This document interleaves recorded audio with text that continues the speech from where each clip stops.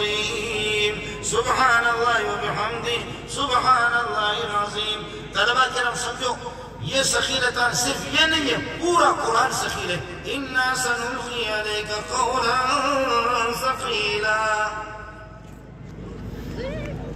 اما عائشہ فرماتی ہے واللہ کے لفظ نہیں ہے وَلَقَدْ رَأَيْتُهُ يَنزِلُ عَلَيْهِ الْوَحْيُ فِي الْيَوْمِ الشَّدِيدِ الْبَرْدِ فَيَفْصِمُ عَنْهُ وَإِنَّ جَبِينَهُ لَيَتَفَصَّلُ وَرَقًا.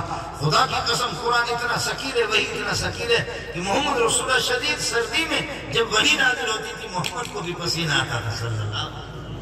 اتنا ثقیل ہے. اس لیے بھائی قرآن کو نہ قومی اسمبلی والوں نے اٹھایا، نہ صوبائی اسمبلی نے، نہ پولیس نے اٹھایا، نہ رینجر نے، نہ آرمی نے، نہ ایف سی والوں نے، نہ آپ کے مارکیٹوں میں، نہ آپ کے تاجروں نے.